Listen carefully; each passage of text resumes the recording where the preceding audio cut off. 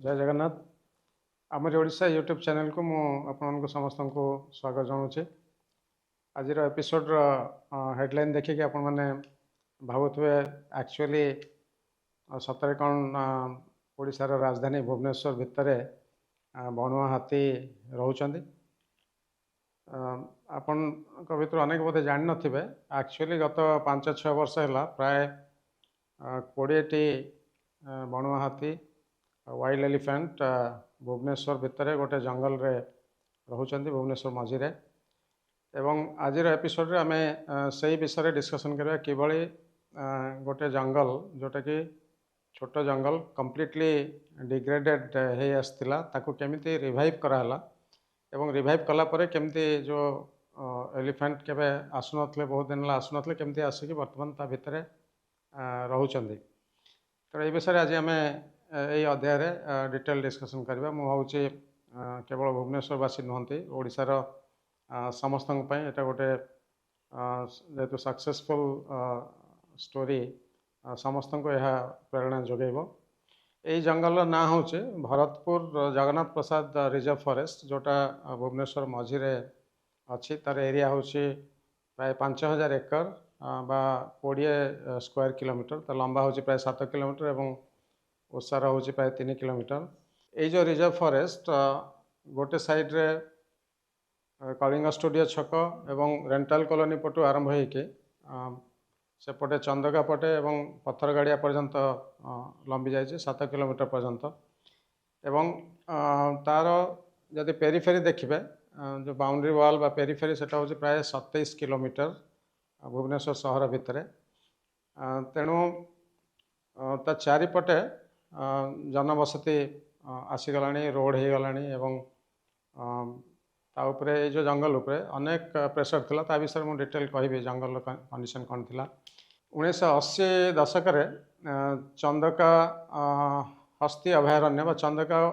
Elephant sanctuary notify कराला और यहाँ बोधवे एकमात्र एलिफेंट सैंक्चुरी केवल ओडिशा नुहे भारत वर्ष केवल एलिफेंट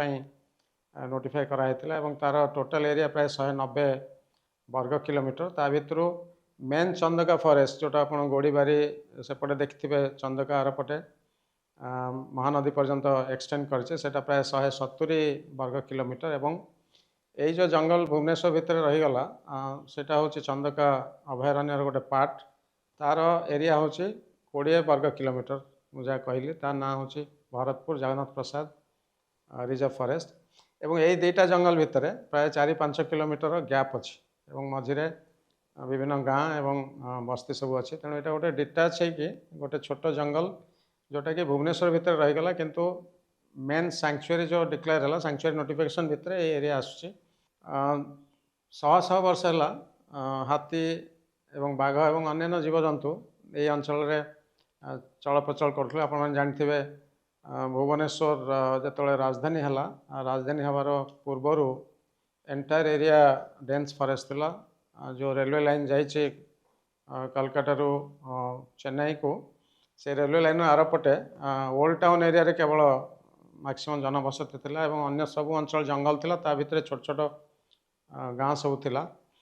एवं यही अंचल बाघ भालू हाथी इत्यादि बहु संख्यार थिले आपण मानकर मन थी नंदनकानन जू जो है 1972 मसीह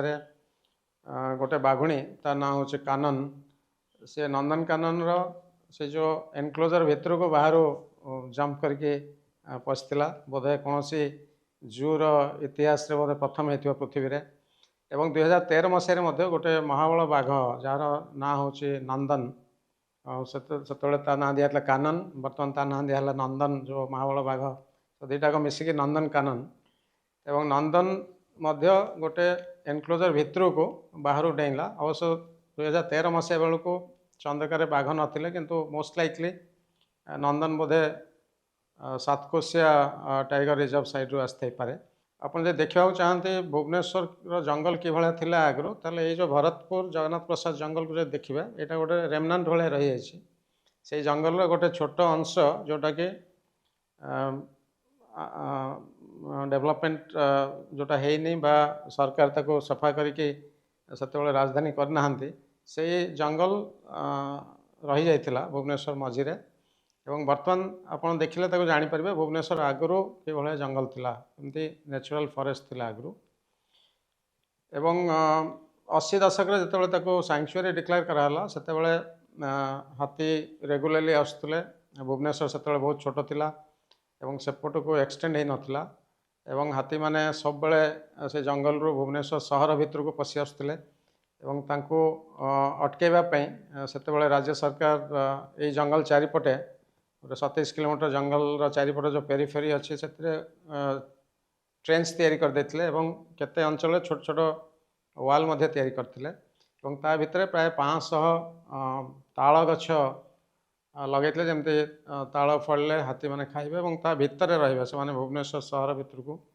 ଆସିବେନି। ଏଇଟା ଗୋଟେ ବହୁତ ବଡ଼ ହେଡେକ୍ ଥିଲା ଫରେଷ୍ଟ ଡିପାର୍ଟମେଣ୍ଟ ପାଇଁ ସେଇ ସମୟରେ। 80sରେ ଏବଂ 90sରେ ରେଗୁଲାରଲି ୱାଇଲ୍ଡ ଏଲିଫେଣ୍ଟ ସହର ଭିତରକୁ ପଶି ଆସୁଥିଲେ। ଧୀରେ ଧୀରେ 80s ପରେ ଯେତେବେଳେ ଲାର୍ଜ ସ୍କେଲ୍ରେ ସିଟି ଗ୍ରୋ କଲା ଏବଂ ଚାରିଆଡ଼େ ବହୁତ ବଡ଼ ବଡ଼ ବିଲ୍ଡିଂ ଏସବୁ ଆରମ୍ଭ ହୋଇଗଲା, ଲାର୍ଜ ସ୍କେଲ୍ କନଷ୍ଟ୍ରକ୍ସନ୍ ଆରମ୍ଭ ହେଲା ଏବଂ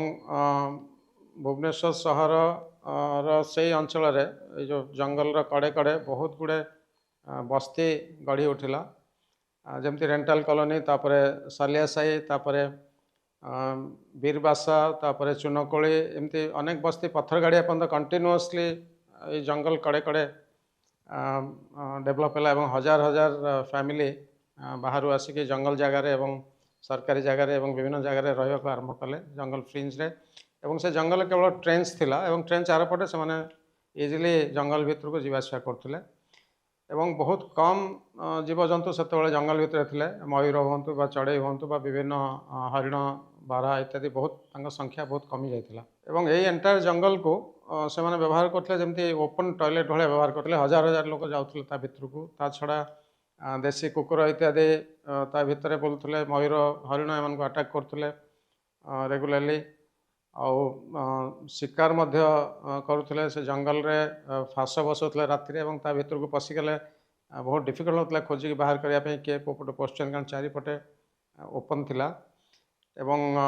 ମୟୂରମାନେ ଯେହେତୁ ମାଟିରେ ତଳେ ଅଣ୍ଡା ଦିଅନ୍ତି, ସେ ଅଣ୍ଡା ମଧ୍ୟ କଲେକ୍ଟ କରିକି ନେଉଥିଲେ, ତେଣୁ ମୟୂରମାନଙ୍କ ବଂଶ ମଧ୍ୟ ବଢ଼ୁନଥିଲା। ଏବଂ ସବୁଠୁ ବେଶୀ ପ୍ରୋବ୍ଲେମ୍ ହେଉଥିଲା ସେତେବେଳେ ଲାର୍ଜ ସ୍କେଲ୍ରେ ଜାଳେଣୀ କାଠ ସଂଗ୍ରହ କରିବା ପାଇଁ ଏଇ ଜଙ୍ଗଲକୁ ବ୍ୟବହାର କରାହେଉଥିଲା ଏବଂ ଲୋକମାନେ ଗଛ ସବୁ କାଟିକି ପ୍ରାୟ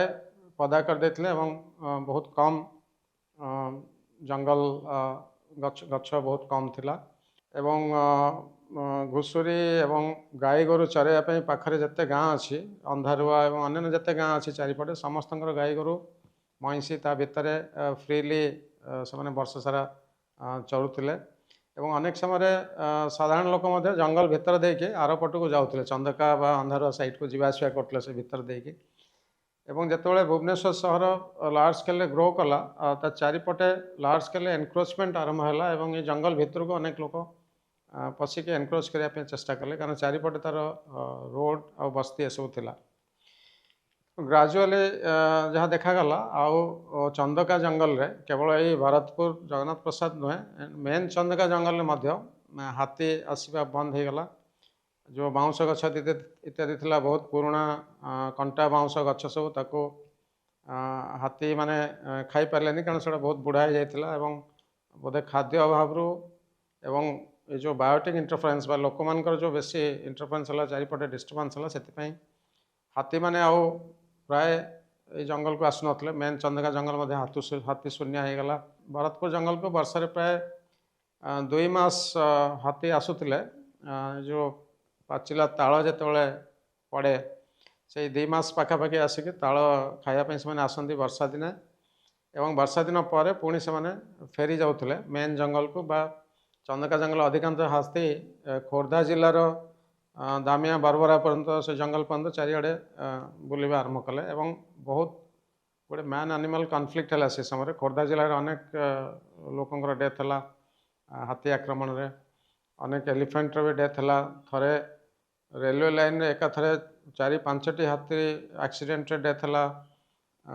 ଖୋର୍ଦ୍ଧା ଗଞ୍ଜାମ ଡିଷ୍ଟ୍ରିକ୍ଟ ବର୍ଡ଼ରରେ। ଏଭଳିଆ ଅନେକ ଇନସିଡେଣ୍ଟ ହେଲା।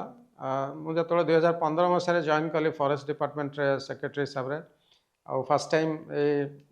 ଭରତପୁର ଜଗନ୍ନାଥ ପ୍ରସାଦ ଜଙ୍ଗଲ ଭିତରୁ ଯାଇକି ଆମେ ଦେଖିଲୁ। ସେତେବେଳେ ଆମେ ଦେଖିଲୁ ଯେ ଏଇଟା ଗୋଟେ ଡିଗ୍ରେଡେଡ୍ ଫରେଷ୍ଟ, ବଟ୍ ଏଇଟା ଗୋଟେ ନ୍ୟାଚୁରାଲ୍ ଫରେଷ୍ଟ ଏବଂ ତାକୁ ଯଦି ଆମେ ପ୍ରପର୍ ପ୍ରୋଟେକ୍ସନ୍ ଦେଇପାରିବା ଚାରିପଟୁ ଏବଂ ଡିଷ୍ଟର୍ବାନ୍ସ ଫ୍ରି କରିପାରିବା, ତାହେଲେ डेफिनेटली आम जंगल को केवल रिवाइव करवानी, तार जो वन्यजंतु जो मैंने रही जाइछन्ति, जे हरिण बारा अन्य मयूर इत्यादि जहाँ जीवजंतु रही जाइछन्ति से पॉपुलेशन बढ़े दे पारे। कारण से मोस्टली जी हरिण रोते से राति शिकारी मान को डरिकी जो फॉरेस्ट गार्ड मान क्वार्टर था से क्वार्टर सामने आसिक शोते राति कुकुर और शिकारी एम डरिकी एवं सकाळु हेले पुणी से माने जंगल भितर को जाउतले, सेमानक साहस नथला सबुआडे बुलिया पे एंटायर एरिया रे। तापरे विभिन्न स्टेप्स फॉरेस्ट डिपार्टमेंट तरफ नियागला। बहुत कष्ट आम 2-3 कोटी टंका अरेंज कलु तार फेंसिंग इत्यादि डेवलप करने प्रॉपर्ली। एंटायर 27 किलोमीटर रो मैशनरी वाल बड़ बड़ पत्थर देके बहुत स्ट्रांग वाल तैयारी कराला चारिपटे। जो जो जगह गैप थिला कम्प्लीटली गैप थिला से जगह मतलब नुआ वाल सब तैयारी कराला। ता उपरे प्रथम थर पई 27 किलोमीटर कंसेंट्रिना वायर जो स्टील रो कंसेंट्रिना वायर जोटा ब्लेड भलिया थाए ताको चारिपटे लगाला, जमती हाथी माने आ बाहर को आसी परिबेनी बा मनीष एवं कुकुर माने मध्य भितर को जमती पसी परिबेनी, से भलिया 27 किलोमीटर रो फेंसिंग कराला। प्राय 3-4 वर्ष लागिला हमको ये जो 5000 एकड़ बा 20 स्क्वायर किलोमीटर एरिया को कम्प्लीटली प्रॉपर्ली फेंसिंग करने वाल एवं कंसेंट्रिना वायर देकी एवं ये जो वाल 27 किलोमीटर वाल भीतर पटे वाल कड़े कड़े गोटे पेट्रोलिंग पाथ तैयारी कराला। सो दैट पेट्रोलिंग कले जना पड़े जब बाहर के लोक डेईकी आसे भितर ताले फॉरेस्ट स्टाफ माने ताको देखिपारे और से पेट्रोलिंग करें चारिपटे और भितर अनेक गुड़े क्रिस क्रॉस करके पेट्रोलिंग पाथ सब तैयारी कराला फर्स्ट टाइम, जहाँद्वारा कि बहुत भल भाव पेट्रोलिंग करहब एवं एनफोर्समेंट सब बहुत स्ट्रिक्टली करहब एवं बहुत गुड़े वाच टावर ता भितर कराला। 3-4-5टा जगह वाच टावर एवं बीट हाउस स्टाफ रही कराला। से सोलार पावर जोगे दिगला और VHF नेटवर्क रहिला सोलार पावर थ्रू रे। एवं ये जो एडे बड़ जंगल अच्छी भुवनेश्वर सहर मझीरे प्राय 5000 एकड़ ता भितर सीरीज ऑफ वाटर बॉडी सब तैयारी कराला। इंटर कंटूर रे गोटे पर गोटे पानी रही स्ट्रक्चर सब तैयारी कराला, जमती कौन सी पानी वर्षा पानी जमती बाहर को जीवनी, केवल से जो पानी रहिबा ताको जंगल रो जो जीवजंतु व्यवहार करियो ता नुहे, एंटायर ग्राउंड वाटर रिचार्ज करने भुवनेश्वर बहुत हेल्पफुल हम। सॉइल मॉइस्चर कंजर्वेशन बहुत गुड़े कंट्रोल बॉन्डिंग इत्यादि कराला विभिन्न एरिया रे, जहाँद्वारा कि मॉइस्चर रेजिम बढ़ला, घास बहुत अधिका जेनेट है एवं यही जंगल भितर देखिए PHD रो गोटे बड़ वाटर सप्लाई स्कीम पाइपलाइन जाइए से पाइपलाइन मैंने रिक्वेस्ट कलापर फॉरेस्ट डिपार्टमेंट रिक्वेस्ट कलापर से केते जगह ताको ओपन करदेले सो दैट खरा दिने से पानी जाइए विभिन्न छोट छोट पोखरी बड़े जमा होकर रोचे और जीवजंतु ताको व्यवहार कर। सबुठ बड़ इंटरवेंशन जहाँ कराला इन एडिशन टू जो प्रोटेक्टिव वाल जिते एरिया सब खोला हो जाता पदा हो जाता गछ काटिक सफा कर देते से एरिया रे मैक्सिमम एरिया रे मासिव प्लांटेशन कराला। प्राय 1,00,000 रु अधिक गछ मोस्टली फॉरेस्ट स्पेसीज बाउंस एवं निम्ब करंज इत्यादि अनेक प्रकार गछ ता भितर लगाला। तापाई CSR फंड रु महानदी कोलफिल्ड एवं नालको इत्यादि बहुत से समय साहाय्य कले एवं जिते खोला जगह थिला सेतरे जो वीड सब थिला विभिन्न प्रकार वीड जोटा हरिण बारा इत्यादि खाते से घास सब बाहर कर दिया, से गछ सब बाहर कराला एवं मिडो डेवलप कराला जोटी घास सब हम एवं अधिका ग्रास लैंड सब डेवलप हो पार। ये सब कलापर जो गाई गोरु कुकुर ये सब पशुले ता भितर ग्रेजिंग करते लोक मैंने पशिक शिकार करते बहुत कमिगला, किंतु किसी मईसी ता भितर रहीगले जो मान को ओनर मैंने कहीं नेलेनी से बर्तमान वाइल्ड हो जाइए फेराल कैटल हो जाइए वाइल्ड बिहेवियर से अच्छी मु धन्यवाद देवी से डीएफओ थे केदार स्वाई एवं रेंज ऑफिसर शरद बेहरा जे कि पर एससीएफ आउ डीएफओ भी होते फील्ड स्टाफ से मैंने प्राय 4-5 वर्ष कंटिन्यूअसली ये जो बस्ती बासिंदा थे से सहित डिस्कसन करी अनेक समय सहित बहुत फ्रिक्शन भी होती फॉरेस्ट स्टाफ मान मैन हैंडलिंग होती बेले बेले से मैंने बुलडोजर आणिक आसछन पूरा पाचेरी भांगिकी भितर को पशियापी ये अनेक इनसीडेंट होती तथापि डीएफओ रेंज ऑफिसर और अन्य सब फॉरेस्ट स्टाफ कंटिन्यूअसली ये सब काम कले ये जो मैनेजमेंट इंटरवेंशन सब कले रिवाइव करने जंगल को एवं आम बीएमसी कमिशनर और अन्य समस्त को फॉरेस्ट डिपार्टमेंट रिक्वेस्ट कले से माने प्राय बाहर 100 रु अधिका टॉयलेट तैयारी कले जो बस्ती बासिंदा समस्त अनेक गुड़े ड्रेन आसिक ये जो सैंक्चुरी भितर पड़ूला बहुत मैला पानी सब ता भितर को आसला से ड्रेन सब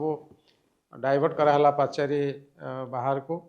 गार्बेज फार्बेज भितर सब पकाउते से गार्बेज आउ पकेवा बहुत कमीगला गोटे आश्चर्यजनक घटना घटला से समय प्राय 40-45 वर्ष पर जिते बाउंस बुदा सब थिला बहुत बड़ बड़ बाउंस बुदा सब थिला से सब बुदा बाउंस बुदारे फ्लावरिंग है बाउंस फूल है एवं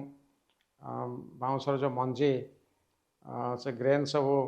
लार्ज स्केल तले पड़ला से ग्रेन सब कलेक्ट कले फॉरेस्ट स्टाफ केवल यही जंगल नुहे मेन चंदगा जंगल भी सब बाउंस गछ से समय फ्लावरिंग है सीडिंग है तापर बाउंस गछ सब मरी जाते बाउंस बुदा सब मरी जाए तेणु से सुजोग रे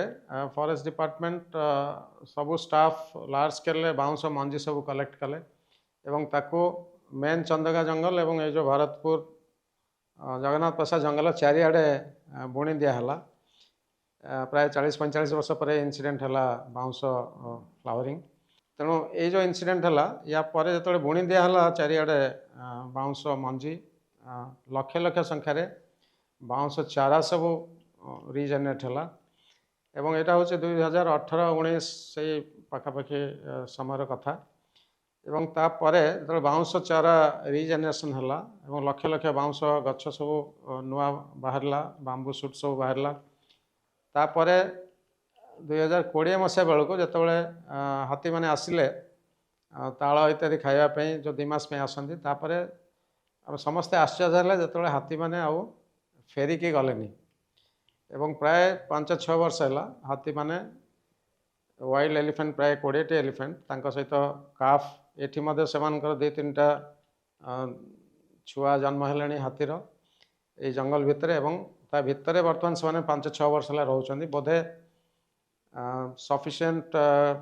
खाइबा जिनस थी एवं पानी सफिशिएंट थी से बोधे से ये जगह छाड़ी जाऊना जदियो ये जंगल जोटा कि प्राय 20 स्क्वायर किलोमीटर 20टी हाथी को सस्टेन करने सफिशिएंट नुहे तथापि जेहेतु डिस्टर्बेंस फ्री एवं से शांति अच्छा भितर पानी अच्छी एवं नुआ जो बाउंस बुदा सब नुआ बाहरी बोधे से बर्तमान ये रही जाइए यहाँ गोटे डेफिनेटली सक्सेस स्टोरी जो जंगल में बिल्कुल हाथी नथिले हाथी रहू नथिले से जंगल में बर्तमान 5-6 वर्ष दैट टू स्टेट कैपिटल मझिरे जंगल रे वाइल्ड एलिफेंट रहा बोधे भारत में कौन स्टेट कैपिटल एमती जंगल नथियो जोठी एते वाइल्ड एलिफेंट अच्छा केवल वाइल्ड एलिफेंट नुहंती ता सहित जो हरिण बारहा एवं अन्य सबू जीवजंतु थिले मयूर इत्यादि समस्त संख्या बहुत बढ़ीगला गत 7-8 वर्ष भितर एवं से माने बर्तमान जेहेतु चारिआडे पीसफुल होगा एंटायर एरिया रे स्प्रेड होकर से बर्तमान रोचंती एवं तांकर आउ से भय नहीं आगु जमी भय थिला कारण शिकार इत्यादि प्राय ऑलमोस्ट जीरो हो गला बेले बेले ता भितर गोटे गोटे दंता हाथी बेले बेले बाहर को जाऊँच किंतु भुवनेश्वर सहर भितर जो पशि आसुले से भाया सिचुएसन आ प्राय ना अवश्य गोटे अनफर्चुनेट इनसीडेंट वर्षे 1.5 वर्ष तले घटला जो सेठिकार सबुठु बड़ हाथी एवं सबुठु शांत एवं डिसिप्लिन हाथी जी थिला रामू तार डेथ हो गला से बाहर पाचेरी बाहर गोटे कदली गछ खायापी सुंड बढ़ाला बेलू जो इलेक्ट्रिक लाइन जाता से तार टच करके से बाजिकी इलेक्ट्रिक्यूशन हो गला और डेथ होगा, से गोटे बहुत दुखद घटना। बर्तमान राज्य सरकार चिंता कर तार कंकाल को गोटे म्यूजियम रखापी। बर्तमान जदियो ये जंगल भितर हाथी और एत जीवजंतु अच्छा बहुत रिच बायोडायवर्सिटी अच्छी, तथापि अनेक गुड़े थ्रेट अच्छी जमती चारिपटे लाइट पॉल्यूशन, बड़ बड़ कोठा सब चारिपटे आस बहुत उज्जवल आलुआ सब ता भर को पड़ुची। चारिपटे 4 लेन रास्ता है, स्ट्रीट लाइट सब ता भर पड़ुची। साउंड पॉल्यूशन चारिपटे गाड़ी सब बड़े जाऊे। आगु एत फ्लाइट भी जाऊन आपने फ्लाइट जो आसुए भुवनेश्वर को आप देखते ये जंगल उपर देके फ्लाइट सब आसिक भुवनेश्वर एयरपोर्ट लैंडिंग करती। तेणु बर्तमान राति सारा फ्लाइट ये जंगल उपर दे जाऊे, तेणु डेफिनेटली बहुत डिस्टर्बांस हो। 2019 मसीह राज्य सरकार स्टार्ट कले जंगल सफारी। ये जंगलटा को सर्वसाधारण को देखापी, मो सर्वसाधारण को बुझाइवाई जे जंगल कंट्रीब्यूशन केते भुवनेश्वर इकोलोजी यार इकोलोजिकल वैल्यू केते भुवनेश्वर शहर पर से 2019 मसीह जंगल सफारी स्टार्ट कराई। उत्कल हॉस्पिटल सामने प्रतिदिन जंगल सफारी जाऊँचे। आप ecotourOdisha.com को जाइए ऑनलाइन बुकिंग करके फैमिली सहित ये जंगल भितर आराम से बुली पारे। मुझे रिक्वेस्ट करी जो मैंने भुवनेश्वर रोचंदी बा जो मैंने भुवनेश्वर बाहर भुवनेश्वर को आसुचंती, आपन किसी समय बाहर करके डेफिनेटली ये जंगल भितर जाइए देखु। 15-20 मिनिट भितर आपण मैंने जाइए अनेक वाइल्ड लाइफ बर्ड्स रेप्टाइल्स इत्यादि ता भितर देखिपारे। बर्तमान गोटे मेजर रिक्वायरमेंट अच्छी यही जो छोट जंगल 20 स्क्वायर किलोमीटर और जो मेन जंगल ता भितर गोटे एलिफेंट कॉरिडोर वा गोटे कॉरिडोर रहिबार आवश्यकता अच्छी, जमती हाथी माने चल प्रचल करें मेन जंगल को जापर से आसीपारे। ना से एत छोट जगार सर्वाइवल बहुत डिफिकल्ट हम फ्यूचर। और रिसेंटली राज्य सरकार तरफ फॉरेस्ट डिपार्टमेंट ता भितर जो एक्सेस संबर थिले तप्तपाणी संबर आणिक छड़ाई एवं राजभवन जो हरिण रोते एवं कटक रे जो डियर पार्क थिला से एक्सेस हरिण आणिक ता भितर छड़ाई। नंदनकानन किसी कुट्रा बा बार्किंग डियर ता भितर छड़ाई। एवं ये सब छाड़ा द्वारा बर्तमान जो मैंने सफारी जाऊँ किसी दिन तले नाइट सफारी आरंभ कराई। संध्या बेले टूरिस्ट माने जाइके ता भितर विभिन्न वाइल्ड लाइफ देखिपारे। और यही जंगल जो ह्यूज इकोलोजिकल वैल्यू अच्छी भुवनेश्वर शहर पर मुझे कहली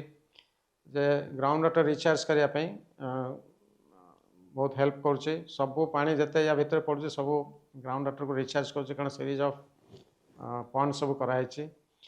यहाँ गोटे कार्बन सिंक भाया कम कर भुवनेश्वर शहर पर एवं कार्बन डाइऑक्साइड ऑब्जर्व करुच्चे और ऑक्सीजन दौचे। भुवनेश्वर शहर टेम्परेचर कंट्रोल करुच्चे एवं हजार हजार संख्यार पशु पक्षी ता भितर रोचंदी। भविष्य में डेफिनेटली भुवनेश्वर शहर यही जंगल चारिपटे कंक्रीट जंगल सब ऑलरेडी डेवलप हो लार्ज स्केल, किंतु ये जंगल डेफिनेटली फ्यूचर जेनेरेशन्स मान रही जानी जो एलिफेंट 20टा पाखापाखि अच्छा फ्यूचर रे ता भितर रही पारे कि नहीं, किंतु डेफिनेटली जो जंगल अच्छी जोटा कि सैंक्चुअरी डिक्लेयर कराई से सबुदिन